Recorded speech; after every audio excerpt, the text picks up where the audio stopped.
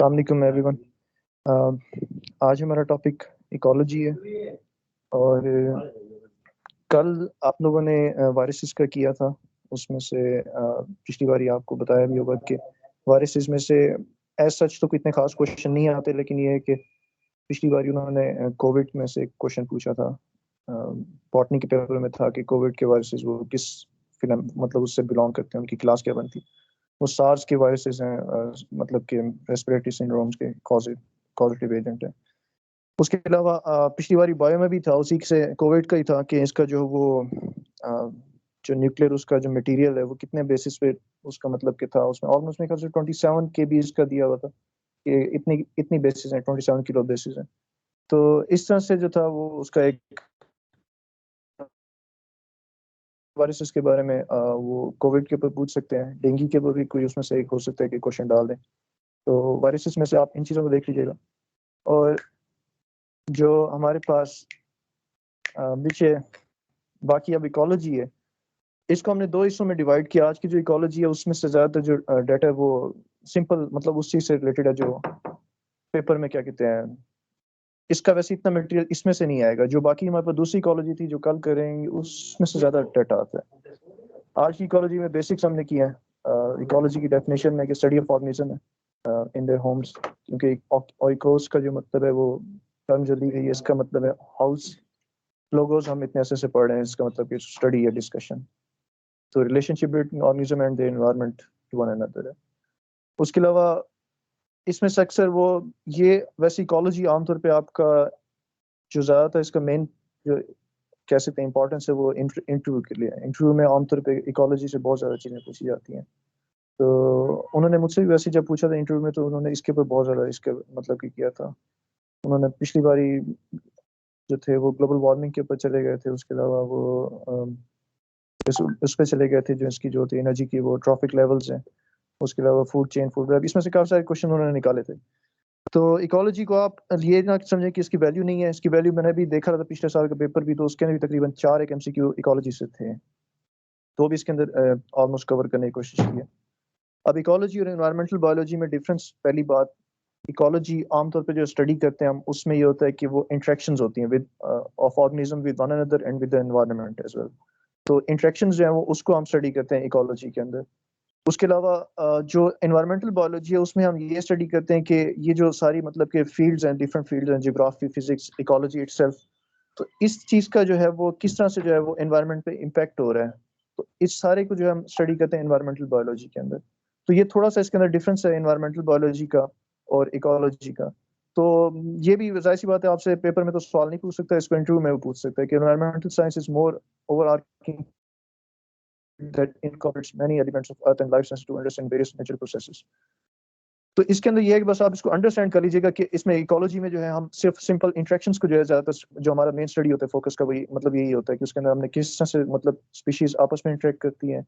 उनमें जिस तरह से होता है कि कम्युनिटीज या उसके अंदर कॉम्पिटिशन है और कमेंसलिज्म है या जो भी उनके होते हैं आपस में इंटरेक्शंस होती हैं।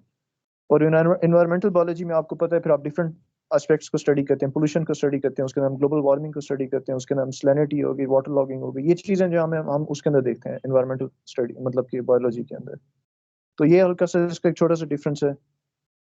उसके बाद आगे जो इसके अंदर हम बात करें वो सिंपल बेसिक कंसेप्ट की बात करें, उसमें क्या होता है इकोलॉजी जो है वो हमारे पास बेसिक्स में आते हैं। उसके अंदर स्पीशीज डेफिनेशन आ जाती है कि बेसिक यूनिट ऑफ क्लासिफिकेशन है टेक्सोनॉमी में भी। उसके अलावा बायोडाइवर्सिटी में भी जो है हम बेसिक यूनिट ऑफ इसी को कंसिडर करते हैं स्पीशीज को। डेफिनेशन वही है, काफी अच्छे से आ रही है कि group of individuals that can interbreed among themselves and produce fertile offsprings.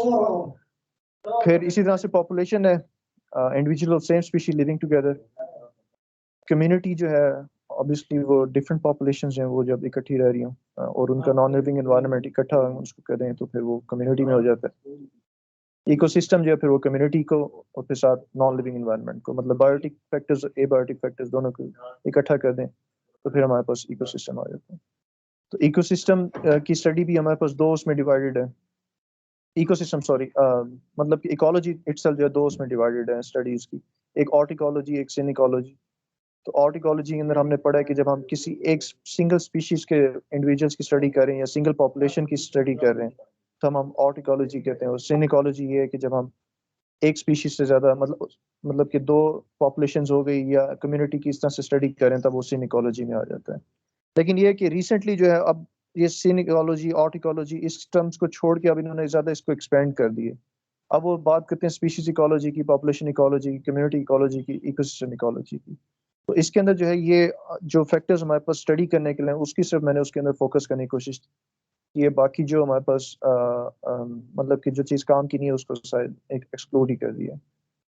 अब एक पहली टर्म आती है स्पीशी और पॉपुलेशन इकोलॉजी के अंदर के इकोलॉजिकल एम्पलीट्यूड क्या होता है, और इसके साथ फिडेलिटी की भी एक आती है। लेकिन वो अलग है। चलो इकोलॉजिकल एम्पलीट्यूड ये होता है कि एक स्पीशी कितने एनवायरनमेंट्स में अपने आप को सर्वाइव करवा सकती है या कितने एनवायरनमेंट्स में अपने आप को एडजस्ट कर सकती है।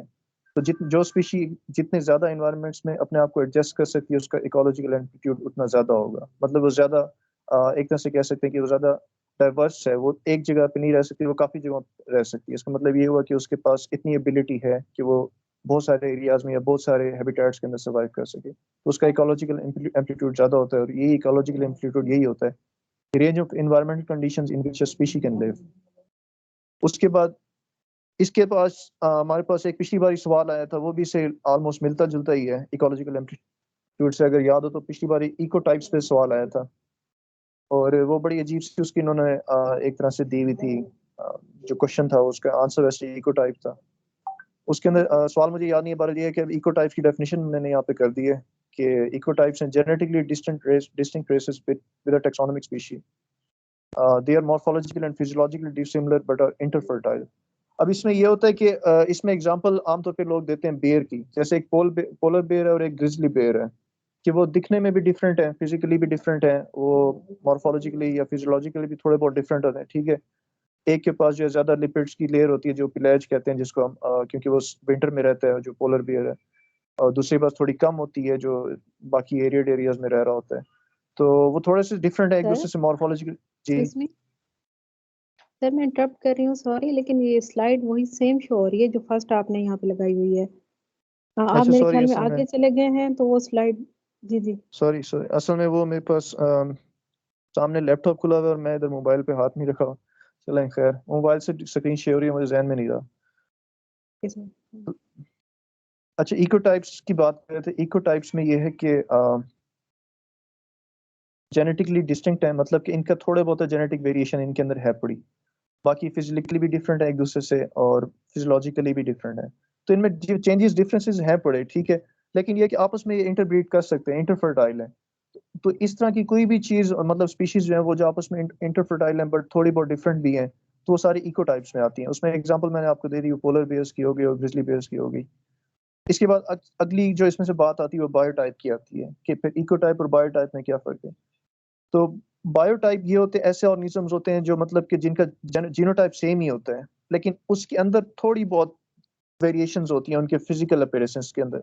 मतलब जैसे ये आमतौर पे ह्यूमंस को ही कंसिडर कर लिया जाए कि एक ही ह्यूमन, मतलब हम स्पीशीज सब एक ही हैं, लेकिन ऑब्वियसली हमारे जेनेटिक मेकअप में बिल्कुल माइन्यूट सी जो है वो कह सकते हैं डिफरेंसेस हैं, जिसकी वजह से हम एक दूसरे से बिल्कुल मुख्तलिफ हैं। लेकिन ये है कि ऑलमोस्ट क्या हम हैं ही सारे एक ही होमो सैपियंस हैं, तो हम सारे बायोटाइप में आ जाते हैं।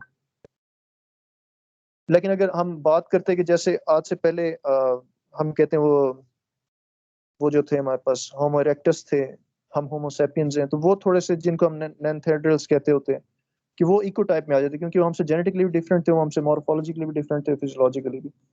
तो वो इको टाइप में आते अगर होते अगर तो। अब लेकिन वो नहीं है, तो हम सारे जो इक्वली सेम जीनोटाइप्स के हैं वो सब बायोटाइप्स हैं। इसके बाद हमारे पास अगला है जो हमारे पास पेपर में क्वेश्चन तो इसमें से नहीं आते, लेकिन ये है कि बस इसको क्योंकि हमने कवर करना है, तो क्योंकि इसका वैसे ही मैंने आपको बताया कि इकोलॉजी आपके जो इंटरव्यू के एस्पेक्ट से बहुत ज़्यादा इंपॉर्टेंट है। तो अब प्लांट कम्युनिटी के अंदर हमने करेक्टर स्टडी करने हैं, डिफरेंट करेक्टर्स आप लोगों ने अपने भी उसमें बीएस में या एमएससी में स्टडी किए होंगे। तो प्लांट कम्युनिटी को आमतौर पे फाइटोसिनोस कह देते हैं। उसके अलावा इसकी जो स्टडी है इसको सारे हम फाइटोसोशियोलॉजी कह देते हैं, इसके डिफरेंट करेक्टर्स की स्टडी को। तो अब उसके अंदर करेक्टर्स दो टाइप्स के हैं। पहले जो मेन करेक्टर्स हैं, एक एनालिटिकल करेक्टर है या एनालिटिक करेक्टर है, दूसरा सिंथेटिक करेक्टर है। तो अब एनालिटिक करेक्टर भी जो है वो एनालाइज किए जा सकते हैं, उसकी दो टाइप्स हैं, एक क्वालिटेटिव करेक्टर कहलाते हैं और एक जो है क्वांटिटेटिव है। तो क्वालिटेटिव जिस तरह से आपको समझ आ रही है कि ये वो करेक्टर्स हैं जिनको एक तरह से ऑब्जर्व किया जा सकता है, जिसको एक तरह से देखा जा सकता है, ठीक है, लेकिन ये है कि उसको मैयर नहीं कर सकते, न्यूमेरिकली हम उसके साथ कुछ नहीं कर सकते। और क्वांटिटेटिव ऑब्वियसली वो है जो सारे हम मैयर कर सकते हैं, हाइट, वेट, लेंथ, ये सब चीजें क्वांटिटेटिव में आ जाएंगी। तो आप पहले क्वालिटेटिव करेक्टर्स पर स्टडी कर लेते हैं कि जो एनालिटिक करेक्टर में क्वालिटेटिव करेक्टर है वो कौन से हैं। पहला हमारे पास है फ्लोरिस्टिक कंपोजिशन, के जो मतलब कि फ्लोरिस्टिक आपको पता है फ्लावर्स को कहते हैं, और कंपोजिशन मतलब कि मेकअप को कहते हैं। तो जो हमारे पास कम्युनिटी है उसमें किस तरह के जो है प्लांट्स हैं या किस तरह की स्पीशीज हैं प्लांट्स की, वो सारी की सारी उसको हम रेफर करते हैं कि ये फ्लोरिस्टिक कंपोजिशन है उस कम्युनिटी की, ठीक है। तो उसके अंदर जो ऑब्वियसली जो मोस्ट डोमिनेंट स्पीशी होती है उसको हम आमतौर पे कहते हैं कि ये उस कम्युनिटी की, इस कम्युनिटी की ये डोमिनेंट स्पीशी, और हम उसी का नाम दे देते हैं कि जैसे हम कहते हैं कि जी इस कम्युनिटी में ऑर्किड के जो प्लांट्स हैं वो ज्यादा हैं, या इस कम्युनिटी में मेपल ट्रीज ज्यादा हैं, या जो भी जो डोमिनेंट स्पीशी होगी प्लांट की उस एक एरिया के अंदर, उसको हम कहते हैं वो उसकी मतलब कि वो मेजर स्पीशी है। और उसकी जो कॉम्पोजिशन है वो डिफरेंट स्पीशीज जो वहाँ पे एग्जिस्ट करती हैं उसको हम फ्लोरिस्टिक कॉम्पोजिशन कहते हैं।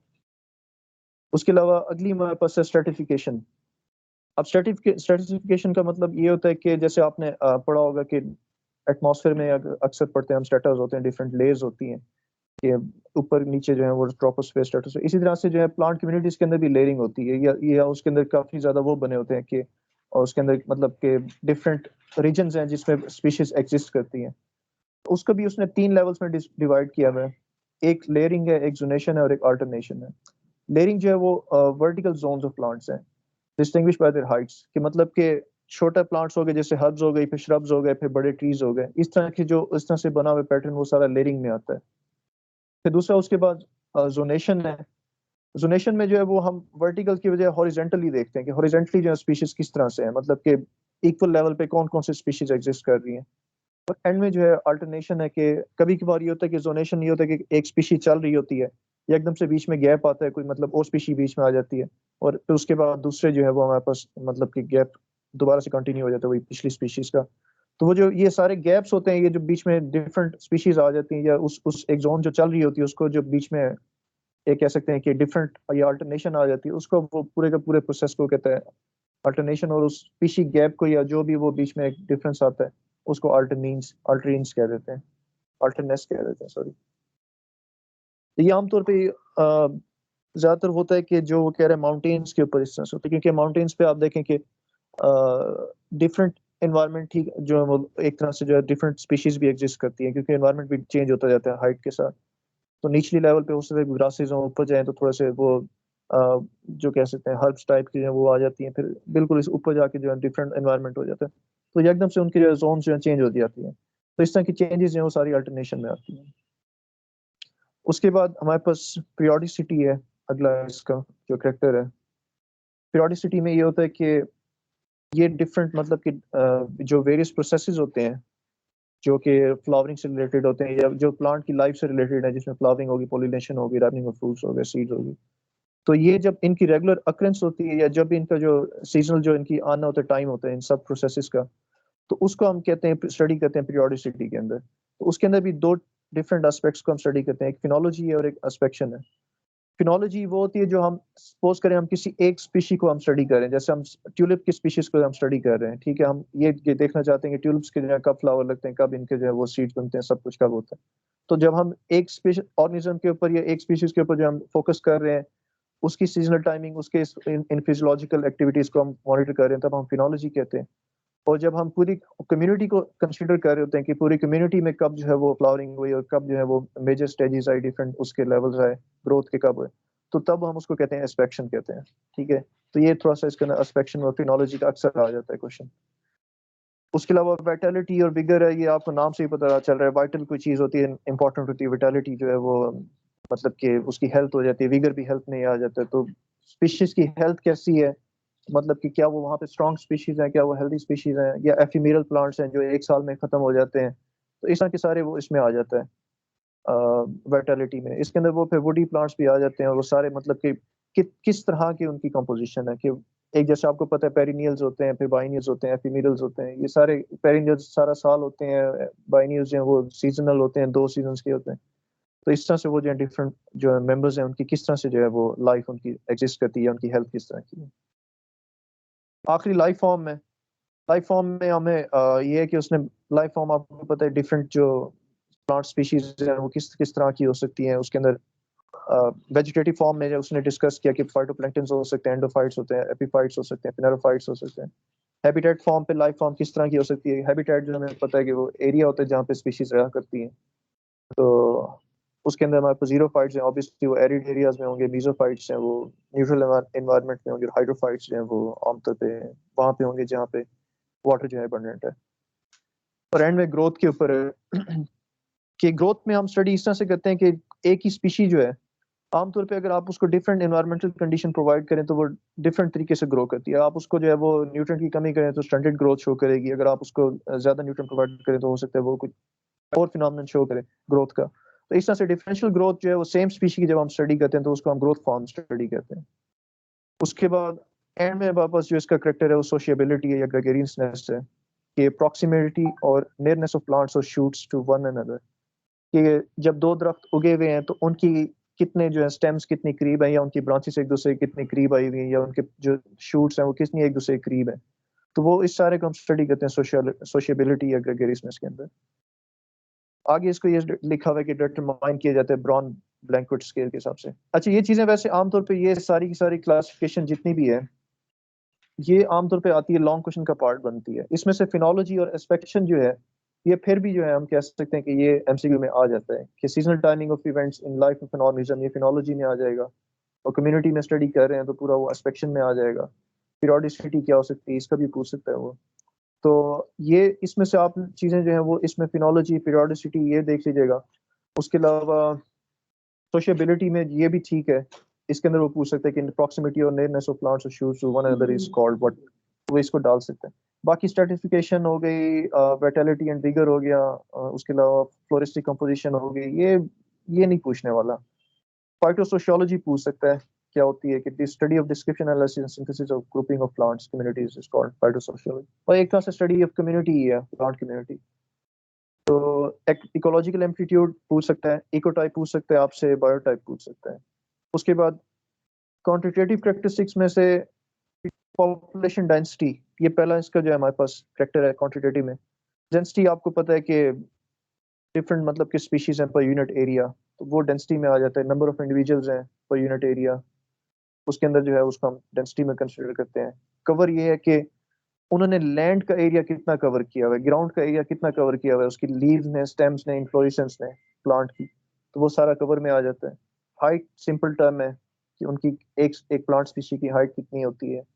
वेट जो है वो वेट आमतौर पे हम उसको मेजर यूं करते हैं कि उसके अंदर हम क्लिप कॉर्डरॉट मेथड को यूज करते हैं। क्लिप कॉर्डरॉट में ये होता है कि आप छोटे मोटे जो इनके स्टेम्स हैं या जो भी हैं उसको हम जो ग्राउंड लेवल है वहां से ऑलमोस्ट कट करते हैं। उसको या तो आप ड्राई कर लें, वो उसके अंदर अलग प्रोसीजर है, उसको ओवन में रख के जो उसके वाटर कंटेंट को खत्म किया जाता है, फिर उसके बाद उसका वेट मेजर किया जाता है तो ड्राई वेट आ जाता है हमारे पास।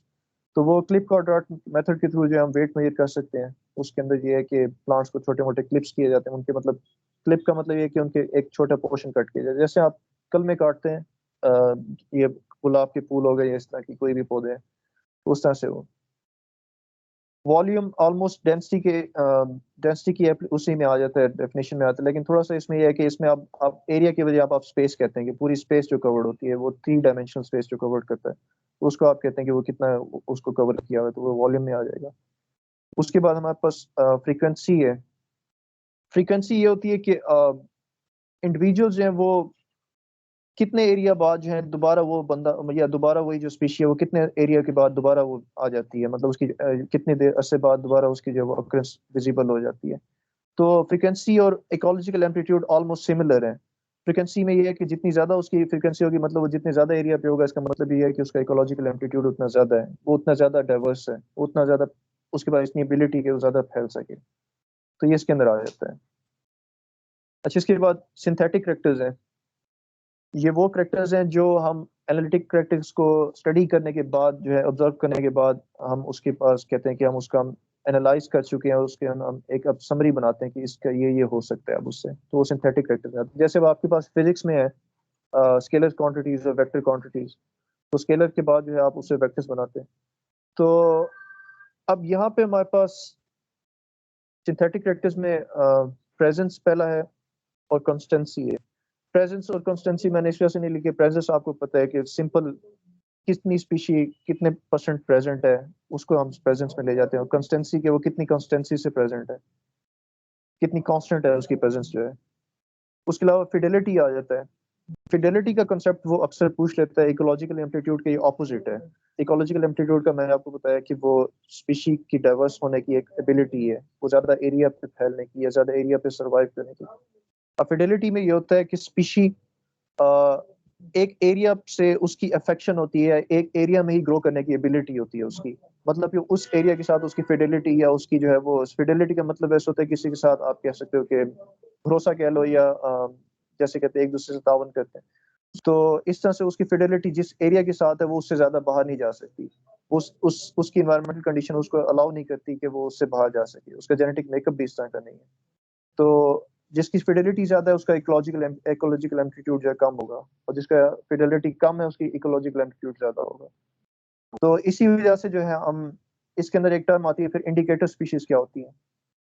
तो इंडिकेटर स्पीशीज का ये होता है कि हम जैसे हमने बात की कि वो उसका एनवायरनमेंट उसको अलाउ नहीं करता कि वो इस एरिया से बाहर जाके रह सके, तो इससे ये होता है कि हमें ये पता चल जाता है अगर ये स्पीशी यहाँ पे है पड़ी और हमें ये पता है कि इसकी फिडेलिटी बहुत ज्यादा है, इसका मतलब ये हो कि ये फला फला कंडीशन या फला फला इन्वायरमेंटल कंडीशन, इतना टेम्परेचर इतनी प्रेसिपिटेशन यहाँ पे लाजमी है जिस वजह से जो है ये यहाँ पे सर्वाइव करिए। तो एक तरह से उस स्पीशी ने इंडिकेट कर दिया कि ये इन्वायरमेंटल कंडीशन है, इस वजह से मैं यहाँ पे हूँ। इसको हम कहते हैं, इस तरह की स्पीशीज को इंडिकेटर स्पीशीज कहते हैं।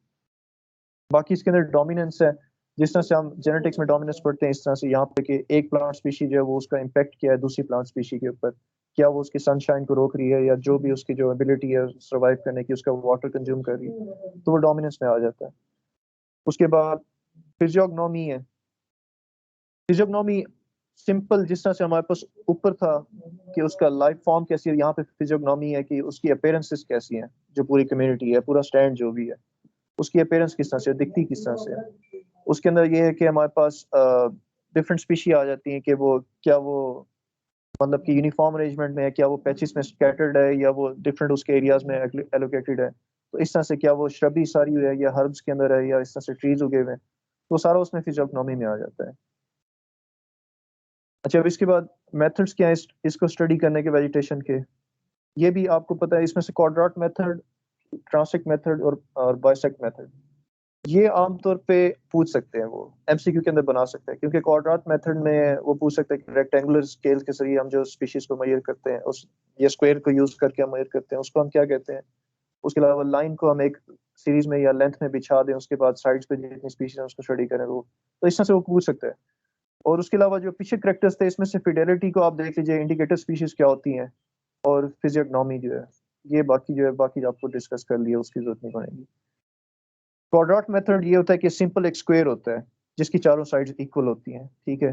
तो स्क्वायर को आप रखते हैं कहीं पे और उसके ऊपर अपनी डिजायर से मतलब उसकी लेंथ आप एडजस्ट कर लें, वो आमतौर पे उसकी लेंथ जो है 1 मीटर से 100 मीटर तक होती है। यहाँ पे मैंने 1 डेसीमीटर से 100 डेसीमीटर दिया है उसका, 100 स्क्वायर डेसीमीटर, तो वो कन्वर्ट करते हैं तो वो मीटर में ही आ जाता है। एक एक स्क्वायर डेसीमीटर जो है वो 1 मीटर के इक्वल हो जाता है, या 1 स्क्वायर मीटर के इक्वल, सॉरी 0.01 स्क्वायर मीटर के इक्वल होता है। बस वो कन्वर्ट करके आपके पास वहीं पे आंसर वही आ जाता है, मीटर में आ जाता है कि 1 से लेकर तकरीबन 100 मीटर तक इसकी लेंथ होती है। तो उसके अलावा ये है कि अगर आपने बाकी मैंने इसके अंदर काफी सारे इसके क्वाड्राट मेथड्स हैं, ठीक है, उन सबको मैंने स्किप कर दिया, सिर्फ एक के ऊपर फोकस किया, वो क्लिप क्वाड्राट है।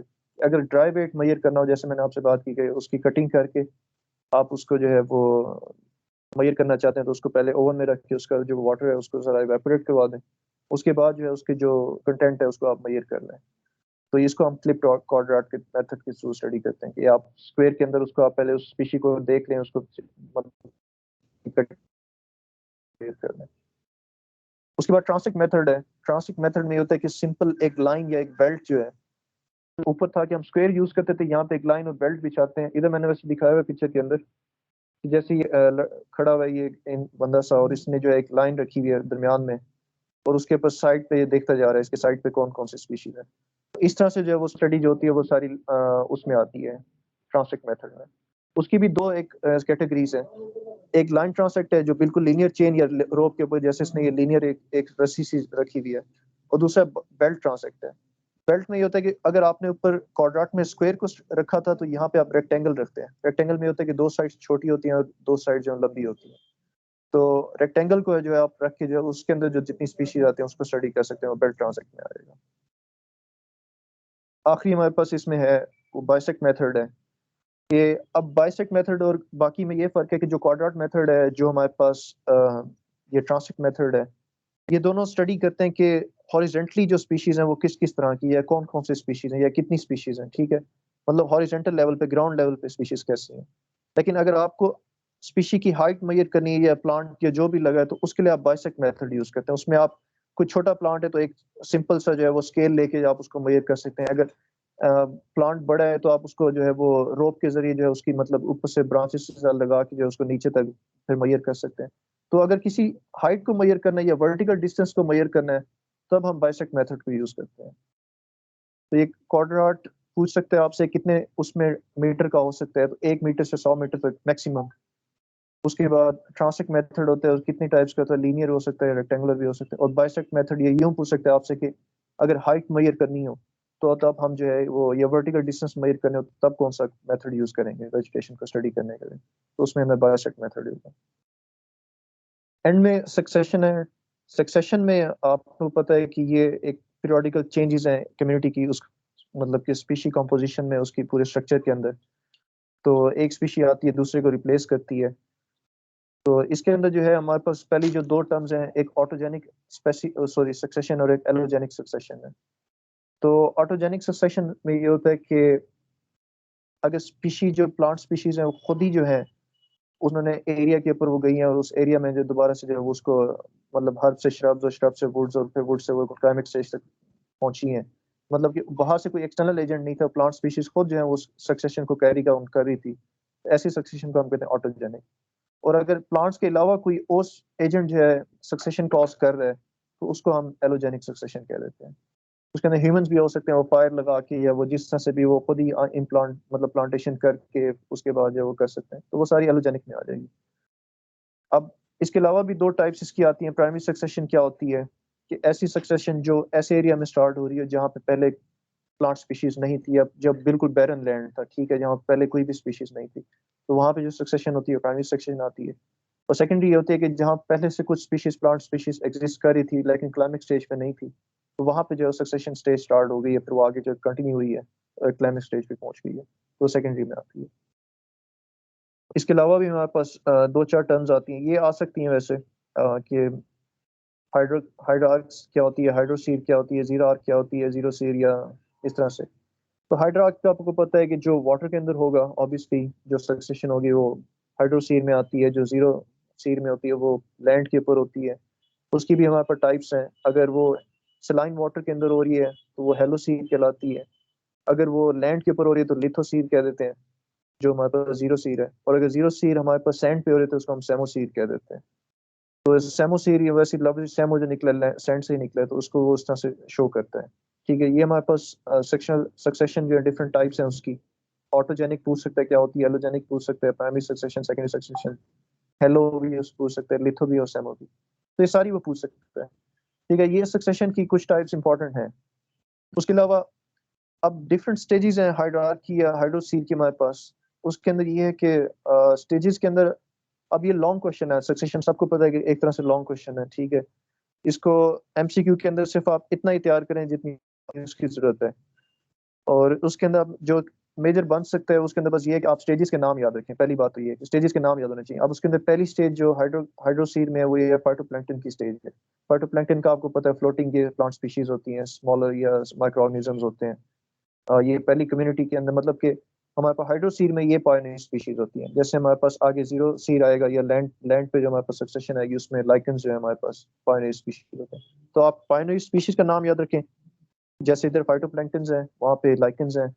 उसके अलावा इनकी स्टेजेस का नाम याद रखें। अब इसकी अगली स्टेज है हमारे पास सबमर्ज स्टेट है। तो सबमर्ज स्टेज में ये होता है कि जो प्लांट्स की स्पीशीज होती हैं वो वाटर के अंदर जो है वो सबमर्ज्ड होती हैं और वाटर जो है वो लेस देन 20 फीट डीप होता है, ठीक है। अब एग्जाम्पल मैंने डाल दिए हैं लेकिन ये है कि एग्जाम्पल याद करना बहुत मुश्किल है, ठीक है। ये हर एक स्टेज की एग्जाम्पल को आप याद करने बैठे तो टाइम कंज्यूमिंग बहुत ज्यादा है। और पेपर में आ भी जाए तो चांसेस है कि मिक्स हो जाएगा और गलत हो जाएगा। तो बस आप इसकी स्टेजेस का नाम याद रखें, फाइनल स्पीशीज कौन सी हैं, और ये जैसे ये कुछ चीज़ों को मैंने डार्क कर दिया है, जैसे लेस देन 20 फीट डीप होता है जो सबमर्ज स्टेज के अंदर वाटर होता है। इस चीज़ पे आप फोकस कीजिएगा कि वाटर कितना लेवल होता है इस स्टेज पे, बाकी स्टेजेस पे कितना होता है।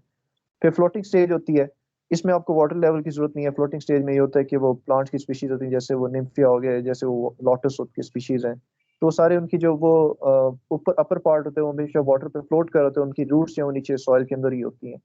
तो इस तरह की स्टेज को हम फ्लोटिंग स्टेज कहते हैं। उसके बाद रीड स्वॉम्प स्टेज है, इसमें वाटर जो ऑलमोस्ट 1 to 4 फीट डीप होता है, और रीड्स जो है वो प्लांट्स की स्पीशीज है, मतलब कि कॉमनली सेवरल जो टॉल रीड्स हैं या टॉल ग्रासेस हैं जो वाटर वेटलैंड्स की हैं, उसको हम रीड्स कहते होते हैं, वो ऑक्यूपाई करती हैं। उसके बाद सेजिस आ जाती हैं, सेज मीडो स्टेज आ जाती है। उसके अंदर सेजिस क्या होती हैं, any plant of the genus Carex perennial endogenous herbs, मतलब ये भी हर्ब्स ही हैं, जो भी हैं वो एक तरह से ग्रासेस ही होती हैं ऑलमोस्ट। और एंड में हमारे पास इसकी वुडलैंड स्टेज है कि अब रीड स्वॉम्प स्टेज गई, सज सज भी गए, और एंड में वुडलैंड्स आ गए कि अब कम्पैक्ट वुड वाले जो ट्रीज हैं उन्होंने उसको ऑक्यूपाई कर लिया लैंड को। और ऑब्वियसली अब वाटर की जो वो लेवल था वो बहुत ही खत कम हो गया, मतलब वाटर कम हो गया, बिल्कुल जीरो पे आ गया। तो वुड जो है वो बिल्कुल ऑब्वियसली उसकी सरफेस पे आ चुकी होती है। और एंड में हमारे पास इसकी फॉरेस्ट स्टेज है कि उसकी जो सॉइल है वो बिल्कुल कम्पैक्ट हो चुकी है, उसके अंदर ह्यूमस की जो है मतलब कि वो कंसंट्रेशन बहुत ज्यादा बढ़ गई है। तो अब प्लांट की स्पीशीज जो है वो वहां पे ग्रो कर रही है, और उसके अंदर जो एक क्लाइमेक्स स्टेज आ गई है, मतलब डोमिनेंट स्पीशीज आ गई है। अब डोमिनेंट स्पीशीज जैसे हमने पढ़ा कि इनके अंदर भी डोमिनेंस होती है कि ये सनलाइट को एब्जॉर्ब करने के लिए कम्पीट करते हैं, जैसे भी कम्पीट करते हैं। तो ये डोमिनेंट स्पीशीज बाकी स्पीशीज को उगने नहीं देती, या वही स्पीशीज उगती हैं जो इस काबिल होती हैं कि वो थोड़े बहुत ही लाइट में भी गुजारा कर सके, उन्हें हम सब डोमिनेंट स्पीशीज कहते हैं। तो इसके अंदर ओक, हिकरी और इस तरह के ट्रीज जो है वो आ सकते हैं। इसके अंदर आपको जिसने बता दिया, इनकी स्टेजेस के नाम याद रखें, ठीक है। प्राइमरी स्पीशी कौन है, वाटर जो है वो लेवल क्या होता है, सेज मेडो स्टेज में क्या है, सेज मेडो का रहने दें, रीड स्वॉम्प स्टेज का। उसके अलावा जो है हमारे पास ऊपर वाली स्टेज है, सबमर्ज स्टेट में कितना लेवल होता है वाटर का। तो इस तरह के लेवल वाटर के और इनकी स्टेजेस के नाम और पाइनरी स्पीशीज। बाकी एग्जांपल्स में मैं दिया हुआ है, लेकिन वो ये कि एग्जांपल याद करना मुश्किल काम है। अब इसी तरह से हमारे पास दूसरी है जीरो सीर है, जो कि लैंड के ऊपर हमारे पास होती हैं। तो जीरो सीर में हमारे पास पाइनरी स्पीशी लाइकन है। लाइकन जो है हमें पता है कि वो उसकी है कंपोजिशन होती है उसमें, सॉरी, एल्गी और फंगाई की। उसके अंदर भी लाइकन की टाइप्स हैं, क्रुस्टोज लाइकन है, फिर फोलियोस लाइकन है। क्रुस्टोज है वो ऑलमोस्ट क्रस्ट टाइप की होती है, सरफेस को पूरी तरह से ऑक्यूपाई कर लेती है।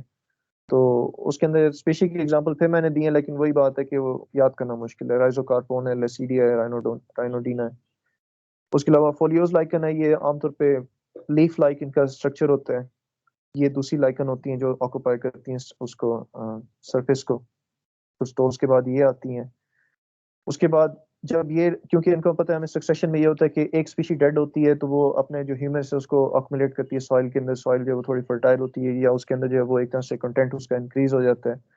तो उसकी वजह से जो है वो दूसरी स्पीशीज जो पहले वहां उग नहीं सकती थी, अब वो वहां उगना शुरू हो जाती है, और सॉइल की या रॉक की वेदरिंग भी हो जाती है, जिससे कि क्रैक्स बन जाते हैं या दूसरी स्पीशीज को उगने के लिए जगह बन जाती है।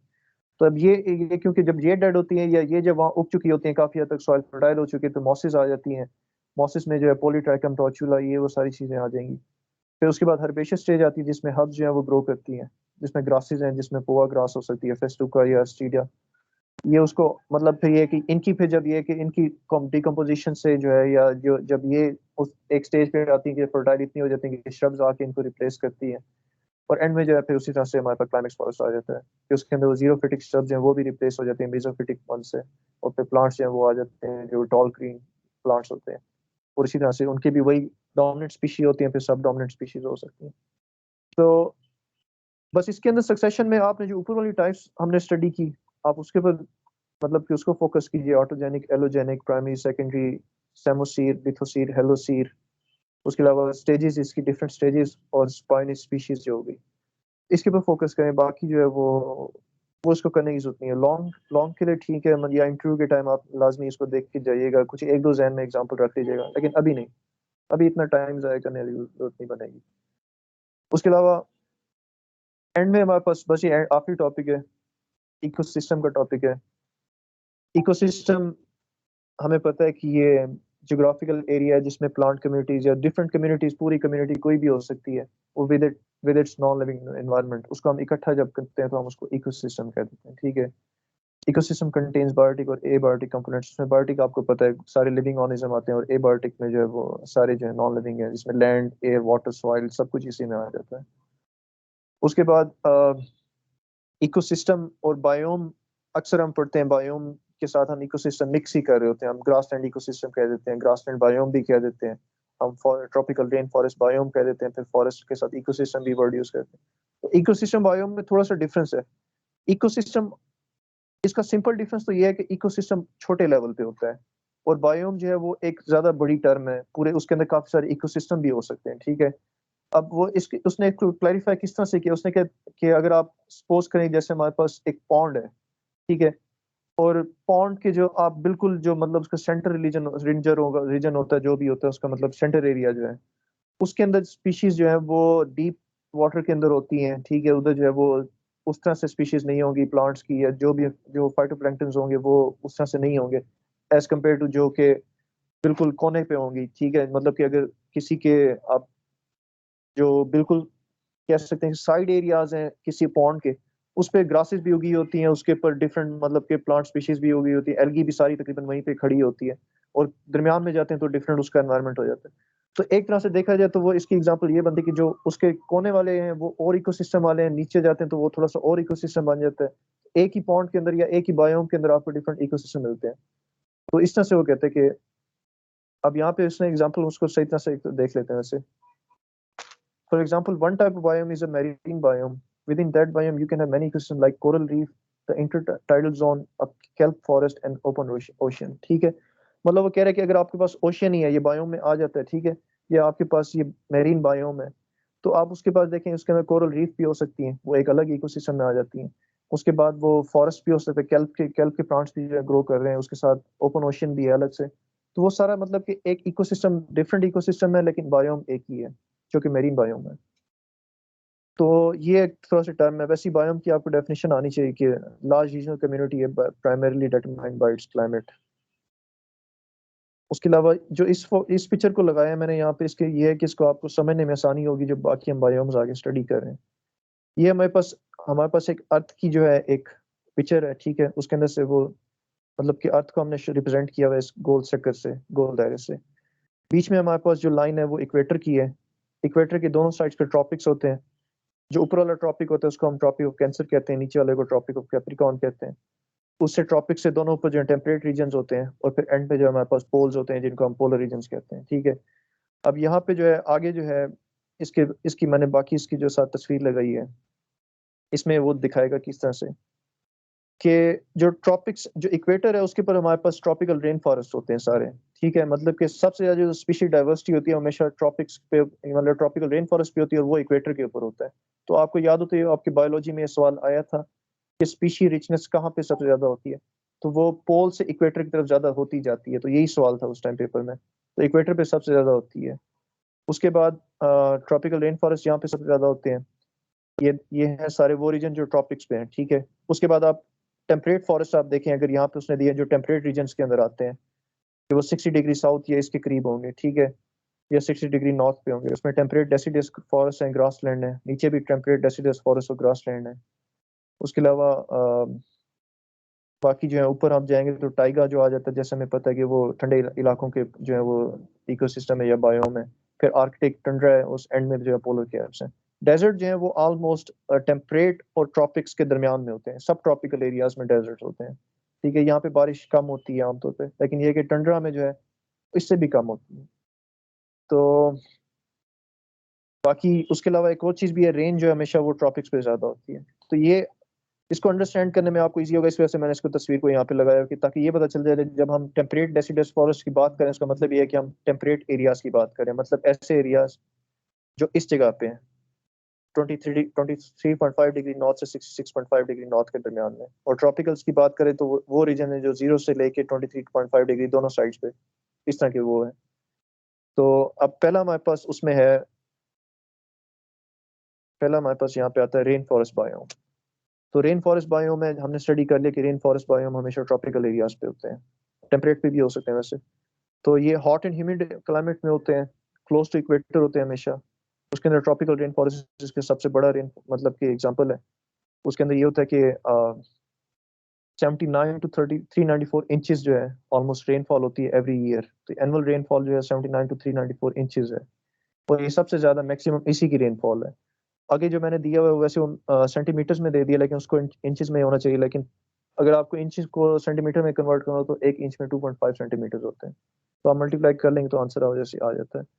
तो इसके अंदर जो मैं आपको बताना चाह रहा हूँ ये है कि आपने जो मेजर फोकस होना चाहिए वो हमेशा होना चाहिए कि रेन फॉरेस्ट या टेम्परेट जो भी हमारे पास डेजर्ट है या हमारे पास जो भी बायोम है हमारे पास, उसके अंदर रेनफॉल कितनी हो रही है एवरेज एनुअल, उसके ऊपर मेन फोकस आपको होना चाहिए।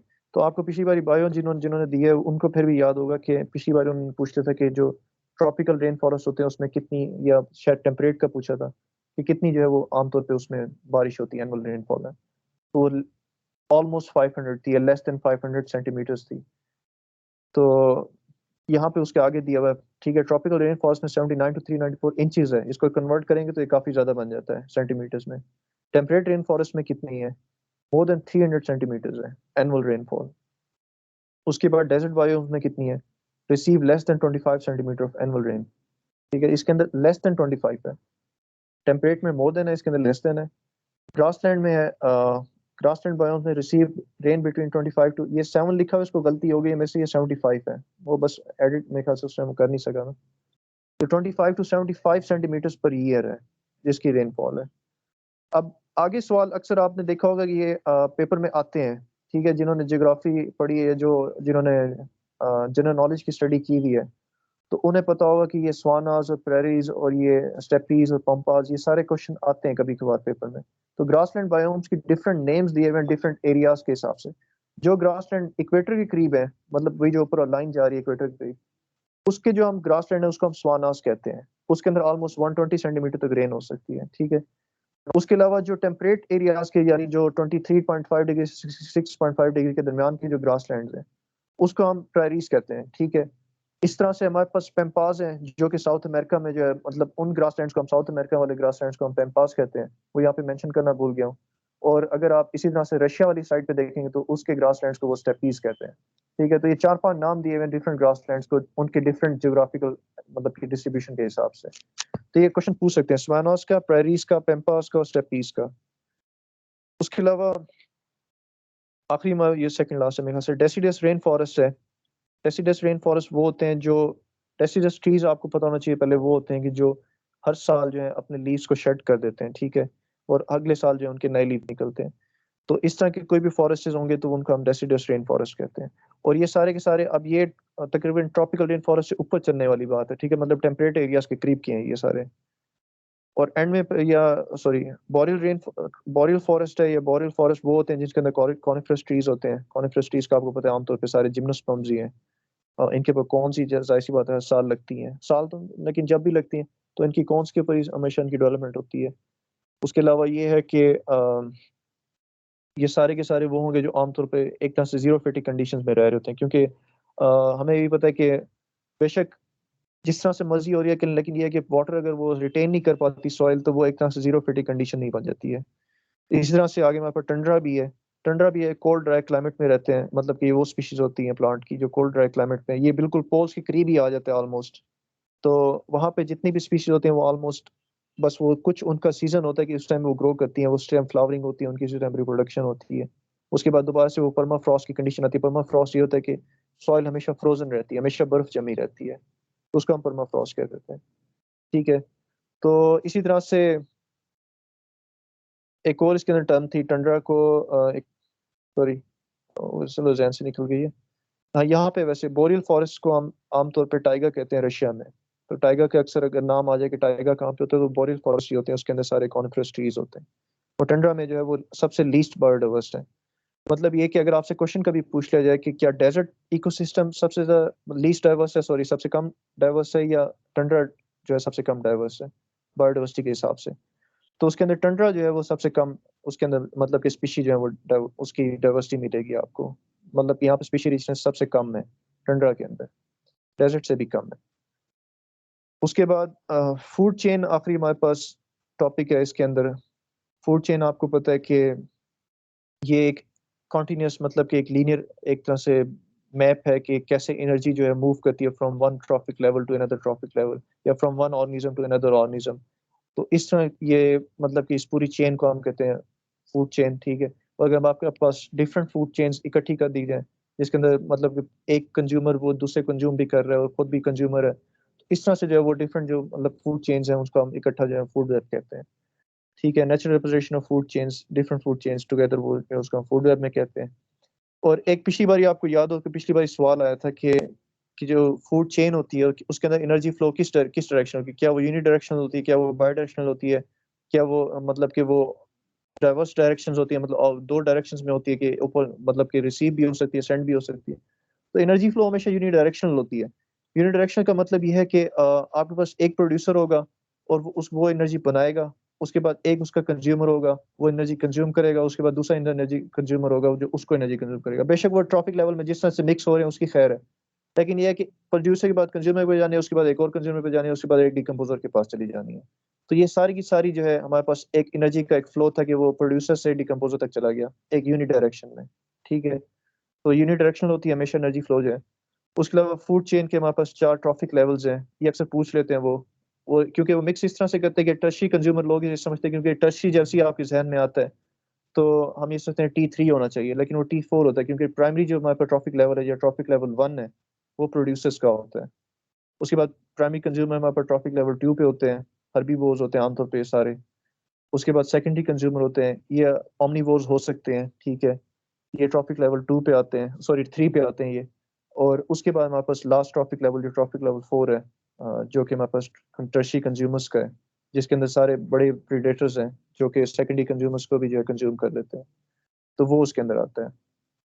इसके बाद हो सकता है ये वैसे इंटरव्यू में पूछ सकते हैं आपसे, ठीक है, ये जो इकोलॉजिकल पिरामिड्स होते हैं, आपने बीएस में इनको स्टडी किया होगा कि एनर्जी पिरामिड तो ये है जो हम ऊपर स्टडी करके आ रहे हैं कि प्रोड्यूसर जो है उसने एनर्जी सन की लेनी है, उसके अंदर से 10% एनर्जी जो है वो आगे चली जाती है हर लेवल पे। तो इस तरह से जो है वो प्राइमरी प्रोड्यूसर जो है सबसे नीचे होते हैं क्योंकि इन्होंने एनर्जी बनानी होती है, फिर ऊपर सबसे एनर्जी और कम होती है, फिर और कम, और फिर एंड पे सबसे कम होती है। तो ये एनर्जी का पिरामिड है कि सबसे कम सबसे ज्यादा सबसे नीचे लेवल पे होती है एनर्जी, और सबसे कम जो है वो सबसे ऊपर लेवल पे होती है। इसी तरह से फिर ये हमारे पास बायोमास का है। ये थोड़ा सा वैसे उसके अंदर पिक्चर इसकी साफ नहीं है, लेकिन जो पीडीएफ फाइल में आपको साफ नजर आएगी अपने फोन पे। तो बायोमास में ये होता है कि जब लैंड के ऊपर आप बायोमास की बात करते हैं तो उसमें ये होता है कि जो हमारे पास ग्रासेस हैं या जो प्रोड्यूसर्स हैं वो हमेशा जो है उनका एक तरह से कह सकते हैं उनका वेट जो है या उनका मैस जो है हमेशा बाकी स्पीशीज के मुकाबले ज्यादा होता है। जितने भी प्लांट्स हैं अगर आप उनका इकट्ठा मैस लें और बाकी जो हमारे पास कंज्यूमर्स हैं उनको इकट्ठा करें तो हमारे पास जो प्रोड्यूसर्स हैं उनका वेस्ट मैस जो हमेशा ज्यादा होता है। ये लैंड पे है, ठीक है। इसी तरह से लैंड में हमारे पास हर्बीवोर्स हैं वो फिर और थोड़े से ज्यादा होते हैं, फिर कंज्यूमर्स होते हैं, फिर एंड में जो टर्शी हमारे पास बैठे हैं वो और भी उसका वेट या मैस वो उनका कम होता है। मैस का मतलब कम होने का मतलब ये है कि सारी स्पीशीज को इकट्ठी करें तो वो उनकी स्पीशीज बहुत कम होती है मैस के हिसाब से। लेकिन ऊपर मैंने जो है इन्वर्टेड एक दिया हुआ है, ये इन्वर्टेड उस टाइम होता है जब आप मेरीन इकोसिस्टम की बात करते हैं या मेरीन उसके जो है ट्रॉफिक लेवल्स की बात करते हैं। उसमें जो है बायोमास इन्वर्टेड होती है। उसमें ये होता है कि जो फाइटोप्लैंक्टन्स होते हैं, जो प्रोड्यूसर्स होते हैं, वो हमेशा थोड़े से होते हैं, बहुत कम मिकदार में होते हैं, ठीक है। उसके अंदर ये होता है कि वो स्पीशीज जो है उन्हीं को कंज्यूम कर देती हैं ज्यादा, उनकी इतनी क्वांटिटी नहीं रहती जितनी जो है मतलब कि उनको वो ज्यादा उसको मैस को बना सकें। और मतलब क्या, अगर आप सारे जो फाइटोप्लैंक्टन्स हैं या जो प्रोड्यूसर्स हैं एक्वेटिक इकोसिस्टम के अंदर उसको आप इकट्ठा करें तो उनका मैस जो है वो बाकी जो कंज्यूमर्स हैं उनके हिसाब से कम होता है, इसलिए वहां पे जो है हमारे पास जो पिरामिड होता है वो इन्वर्टेड होता है हमेशा। इसी तरह से पिरामिड ऑफ नंबर्स भी होता है। उसमें नंबर्स में ये होता है कि कौन सी स्पीशीज कितनी ज्यादा है, वो लैंड में जो है वो स्पीशीज पिरामिड्स में जो है वो हमेशा इनकी ज्यादा होती हैं जो प्रोड्यूसर्स हैं, वो उसका ऑलमोस्ट यही सेम ही है जिस तरह से मैस का है। और नंबर्स में उस तरह से उनका भी कम होता है। तो ये इसमें से 3 इसके पिरामिड्स हैं वैसे, पिरामिड ऑफ एनर्जी है, पिरामिड ऑफ मैस है, और पिरामिड ऑफ नंबर्स है, सॉरी। तो ये 3 पिरामिड्स हैं, इंटरव्यू में आपसे पूछ सकते हैं। उसके अंदर ये हो सकता है कि आपसे ये भी पूछ सकते हैं वैसे जो पिरामिड ऑफ बायोमास है इक्वेटिक जो एनवायरनमेंट में उसमें किस तरह से हो सकता है। हो सकता है वो कह दे कि बिल्कुल वो स्ट्रेट होता है कि मतलब यानी कि वो ट्रॉपिक लेवल उसका सबसे नीचे प्रोड्यूसर होते हैं, या ये हो सकता है वो बता दे आपको कि इस तरह का जो है मतलब जिसमें प्रोड्यूसर जो है वो सबसे नीचे लेवल में है, तो वो कौन सा पिरामिड रिप्रेजेंट कर रहा है, तो वो पिरामिड ऑफ बायोमास हो सकता है। तो ये वो क्वेश्चन आपसे एक तरह से बना के पूछ सकते हैं, ट्रॉपिक लेवल में से एक क्वेश्चन पूछ सकता है, यूनिडायरेक्शनल है, ये तो बात आपने पहले ही पिछली एमसीक्यू में आ ही चुका है। फूड चेन में नहीं पूछेगा, फूड चेन वैसे आती है सब लोगों को। यहाँ पे आप लोगों ने रेन के ऊपर जो है बहुत फोकस करना है, ठीक है। ये हमेशा पूछा जाता है कि सवाल कि कितने परसेंट या ये एरिया है हमारे पास, इधर इतनी रेन हो रही है, ये कौन से उसमें आ सकता है, ठीक है। तो अगर मोर देन 300 सेंटीमीटर्स है और लेस देन जो है 500, तो वो टेम्परेट होगा। अगर वो 500 से भी ज्यादा है तो ट्रॉपिकल रेन फॉरेस्ट होगा। लेस देन 25 है तो डेजर्ट होगा, या इस तरह से जितना जिस तरह से दिया हुआ है। पेम्पास कौन से हैं, सवानास कौन से हैं, स्टेपीज कौन से हैं, प्रेरीज कौन से हैं। उसके अलावा डेसिडस रेन फॉरेस्ट हैं, ये कौन से इसमें ट्रीज होते हैं, वो होते हैं जो ऑब्वियसली जो शेड कर देते हैं अपने ट्रीज को या अपने लीव्स को, सॉरी, हर सीजन पे या हर एनुअल एक रोटेशन के ऊपर उनके जो है वो लीव्स शेड होते हैं। उसके अलावा बायोम की डेफिनेशन आ सकती है कि लार्ज रीजनल कम्युनिटी है primary determined by it's climate या जो भी है, इकोसिस्टम की नहीं आएगी। स्पाइनी स्पीशीज कौन सी है ये पूछा जा सकता है आपसे। उसके अलावा डिफरेंट स्टेजेस के नाम पूछ सकते हैं कि इस स्टेज के बाद कौन सी स्टेज आएगी, इस तरह से करके पूछ सकते हैं। उसके अलावा बाकी जो यहाँ पे मैंने डीप मतलब वो सॉरी बोल्ड किए हैं, उसके अंदर आप देख लें कि वाटर लेवल कितना होता है, सबमर्ज स्टेट पे कितना होता है, रीच टॉप स्टेज पे कितना होता है। सेमोसीज, हेलोसीज, लिथोसीड, ये कौन से उसके मतलब टाइप्स में आते हैं, इसको देख लीजिएगा। उसके अलावा ऑटोजेनिक सक्सेशन, एलोजेनिक सक्सेशन हो गई, प्राइमरी सक्सेशन, सेकेंडरी सक्सेशन, तीनों क्वाड्राट के मेथड, सॉरी तीनों उसके मेजरमेंट के मेथड वेजिटेशन के। तो वेजिटेशन के मेथड जो है ऑलमोस्ट उसमें यह है कि इसके अलावा मैंने देखा है लेकिन उसको करने की जरूरत नहीं है। क्योंकि वो बहुत लेंथी हो जाएगा, उसके अंदर 5-6 टाइप्स हैं क्वाड्राट की भी, ट्रांसेक्ट मेथड भी बड़ा लेंथी दिया हुआ है वो सारा, क्योंकि लॉन्ग क्वेश्चन में बनती हैं चीजें वेजिटेशन मेजरमेंट की। एक तरह से वैसे प्रैक्टिकल बन की क्वेश्चन है ये तो इस वजह से इसको इसमें फोकस करने की जरूरत नहीं है, लेकिन जो इधर दिया हुआ है ये इतना काफी होगा। बाकी जो फिजियोनॉमी है, फिडेलिटी है, पीछे हमारे पास फ्रिक्वेंसी है या फिनोलॉजी, एस्पेक्शन, इसको देख लीजिएगा। और एंड में जो है हमारे पास वही आ जाते हैं कि फाइटोसोशियोलॉजी क्या होती है, फाइटोसिनोस क्या होता है। उसके अलावा इसकी इंपॉर्टेंस मैंने आपको पहले भी कहा है कि इसकी जो इकोलॉजिकल इंपॉर्टेंस, जो सॉरी इकोलॉजी की इंपॉर्टेंस इंटरव्यू के हिसाब से जो है वो बहुत ज्यादा है। तो उसके अंदर ये है कि जब मैं पिछली बार इंटरव्यू दे रहा था तो उन्होंने मुझसे जो है वो सबसे पहला क्वेश्चन पूछा था कि ऑल फ्लैश इज ग्रास, इसको डिफाइन करो, इसको एक्सप्लेन करो, इस क्वेश्चन को। तो उस टाइम मेरे जहन में नहीं था, बस ये कि एक तुक्का मारा था क्योंकि इसका लेना देना सारा फूड चेन से है। ऑल फ्लैश इज ग्रास का मतलब कि इसका मतलब ये हुआ कि सबसे पहले हमारे पास प्रोड्यूसर है, ठीक है। उसके बाद जो है उन्होंने सारा प्रोडक्ट बनाना है, सारा बायोमास जितनी भी हमारे पास चीजें उनके पास आती हैं, सबसे पहले सारी एनर्जी वहां पे आती है, स्टोर होती है एक तरह से स्टार्च की फॉर्म में जैसे भी। तो बाकी फिर उनको कंज्यूम करते हैं और उनकी कंजम्पशन से जो है उनका बायोमास जो है बढ़ता है। तो एनिमल जो है असल में एक तरह से वो एक तरह से कह सकते हैं कि सरवाइव करते हैं या एक तरह से एग्जिस्ट करते हैं बिकॉज ऑफ प्लांट्स। तो सारे फ्लैशेस जितने भी हमारे पास गोश्त की चीजें बनी हुई है, मतलब एनिमल्स हैं, वो सारे प्लांट्स ही हैं, ऑलमोस्ट प्लांट्स के बने हुए हैं। तो ये क्वेश्चन उन्होंने पूछा था। उसके अलावा उन्होंने फिर ये पूछा था कि जो हमारे पास ये ग्लोबल वार्मिंग है, इसकी वजह से कितना इम्पैक्ट पड़ गया या कितने जो है टेम्परेचर इंक्रीज हो जाएगा या कितना टेम्परेचर इंक्रीज हो चुका है। तो ऑलमोस्ट वैसे वो 1 डिग्री से 1.5 डिग्री जो है 2050 तक जो है वो एक्सपेक्टेड है कि इतना इंक्रीज हो जाएगा। तो 1 डिग्री से इतना कोई इम्पैक्ट नहीं पड़ेगा उसके बाद। लेकिन ये वो क्वेश्चन है जो इंटरव्यू में पूछे मतलब जाते हैं आमतौर पे ना। तो इकोलॉजी को जो है जो इसमें से मैंने बातें की जो कि ये वाली पिछली बारी आई थी उनको देख लीजिएगा। और उसके अलावा जो है मतलब कि डिफरेंट जो हमारे पास कहते हैं कि मतलब कि जो स्टेजेस बताई हैं उसके अंदर जो सक्सेशन की हो गई, उसके अलावा ट्रॉपिक लेवल्स हो गए। तो वो सारे जो है आपके पास इसका जो है मतलब कि एक तरह से बनते हैं सब्जेक्ट का या उसका पार्ट बनते हैं। तो बाकी इंशाल्लाह इसके अंदर जो हमारे पास बाकी जो एनवायरनमेंट का पोर्शन था वो मैंने कल के लिए रखा है, जिसके अंदर ग्लोबल वार्मिंग हो गई, जिसके अंदर हमारे पास वाटर लॉगिंग, सैलिनिटी हो गई, उसके अंदर जो मतलब एनवायरमेंटल एक तरह से इश्यूज हैं वो कल के उसके सब टॉपिक के साथ एडजस्ट किए हैं। तो बाकी इंशाल्लाह कल करेंगे। आज किसी ने कोई इसमें से पूछना हो तो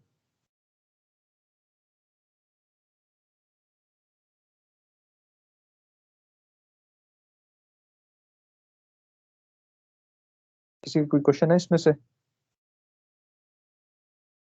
सर मास्टर जी। सर जीरो और लिथो में मेन क्या डिफरेंस है? अक्सर जगह पे ये टर्म यूज होती है लेकिन इनमें कंफ्यूजन होती है। जो जीरो सीर है वो एक एक तरह की ना कह सकते हैं कि आप एक ब्रॉड टर्म है, ठीक है।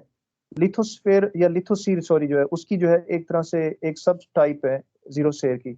जीरो शेयर में यह कि पूरी लैंड को जो है वो किसी तरह से भी हो सकता है। लैंड जो जैसे मैंने बात की यहाँ पे, अगर सैंड के ऊपर हो रही है तो हम उसको सेमोसीर कहते हैं, वो भी एक जीरो सीर की टाइप है, ठीक है। सेमोसीर जो है, जो लिथोसीर है वो एक कम्पैक्ट लैंड के ऊपर होगा, मतलब कि उसका स्ट्रक्चर जो है वो सॉइल का, ये नहीं है कि वो सैंडी सॉइल होगी सारी, है वो मतलब कि एक पूरी उसके अंदर जिस तरह से सॉइल की कंपोजिशन होती है या लैंड की कंपोजिशन जिस तरह से होती है, तो उस तरह से जो है वो उसके ऊपर जो लैंड के ऊपर होगी वो सारी लिथोसील में आ जाती है।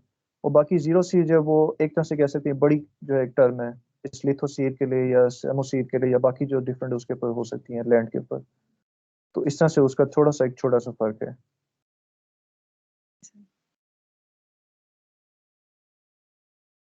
और किसी ने कुछ पूछना हो?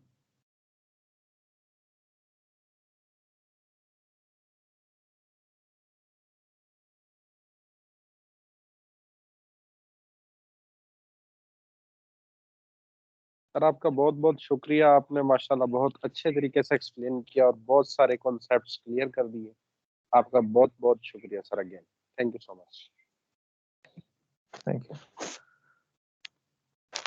ठीक है, मेरे ख्याल से फिर अब बाकी क्लास कल करेंगे। आज की क्लास यहीं पे एंड करते हैं। उसके अलावा आपके पास ये नोट शेयर कर दिए हैं वैसे ग्रुप के अंदर, इसको आप एक दफा दोबारा देख लेंगे तो उसके बाद आपके तकरीबन ये वाला जो इकोलॉजी का पोर्शन है ये ऑलमोस्ट कंप्लीट ही है। जो दूसरा दूसरा पोर्शन है उसको इंशाल्लाह कल कवर कर लेंगे और इकोलॉजी आपकी एंड हो जाएगी। ठीक है फिर, अल्लाह हाफिज।